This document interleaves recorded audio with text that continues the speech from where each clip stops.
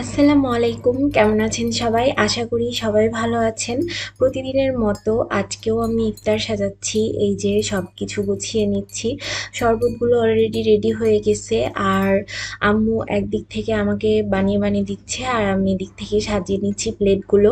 আর প্রতিদিনের মতো আজকেও আব্বু আমাদের আরেকটা নতুন আইটেম বানিয়ে খাওয়াবে।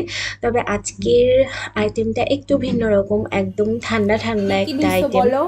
এই চিরা ভিজায় নিছি, এর ভিতরে সামান্য একটু লবণ ভিজায় রাখছি আধা ঘন্টা। যখন ওই পানিটা টাইনে নিচে ঝরঝরা হয়ে গেছে চিরা, এখন আমরা এটার ভিতরে ওই দুধ, এই ভিতরে আছে হলো দাও, গরুর সিয়াম দুধ। দাও। এর ভিতরে দুধ কমাওনি কেন? এর ভিতরে আছে গরুর দুধ, কনডেন্স মিল্ক আর গুঁড়া দুধ, তিনটে একসাথে মিক্স করে জাল দেওয়া হয়েছে। এখন এটা পরিমাণ মতো ঢালা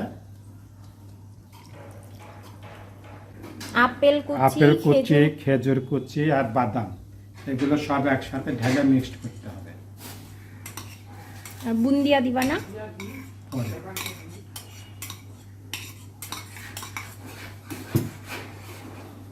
আর ভালো করে নাড়তে হবে।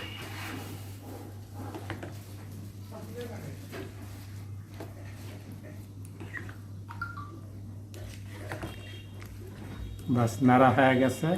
এখন এটা আমাদের করা হয়েছে, চারজনের প্লেটে কাপে তুলে দেওয়ার পরে তুলে দেওয়া। কলার কুচি এর উপরে কলা কুচি কুচি করে কেটে দিতে হবে, আর বুন্দিয়া একটু করে দিতে হবে। বুন্দিয়াটা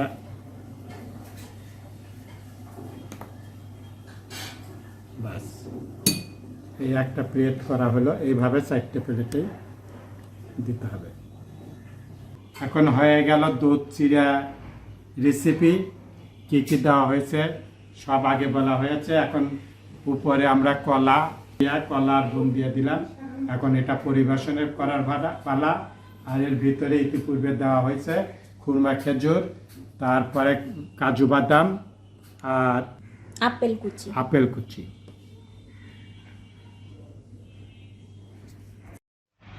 আমাদের আজকের ব্লগটি অনেক ছোট। আশা করি আমাদের ছোট ছোট ব্লগগুলো আপনাদের ভালো লাগছে। আমাদের দৈনন্দিন ব্লগগুলো কেমন লাগছে অবশ্যই কমেন্টের মাধ্যমে জানাবেন। আমার ইউটিউব চ্যানেলে সাবস্ক্রাইব এবং ফেসবুক পেজে ফলো দিয়ে অবশ্যই পাশে থাকবেন। আর আজকে আব্বুর রেসিপিটা তো অসম্ভব মজার ছিল, খাবার সময় সেটা বোঝা গেছে। মানে প্রত্যেকটা উপকরণ দাঁতের নিচে যখন পড়ছিল এত মজা লাগছিল, খুব ভালো লাগছিল। বিশেষ করে আপেল কুচি আর বুন্দিয়াটা আমার কাছে বেস্ট লেগেছে। বুন্দিয়াটা যেহেতু আজকেই ভাজা হয়েছিল, তাই তখনও ভালোভাবে সেরাই না ভিজাই একটু মুচমুচি করছিল, সেজন্য আরও বেশি ভালো লাগছিল। ঘরে থাকা এমন ছোট ছোট উপকরণে আপনারাও অবশ্যই চেষ্টা করবেন। কেমন লাগলো তোমাদের?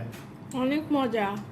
কালকে কালকে নিয়ে আসবো আর একটি নতুন রেসিপি, সেটা হলো বেগুনের চপ। বেগুনের চপ।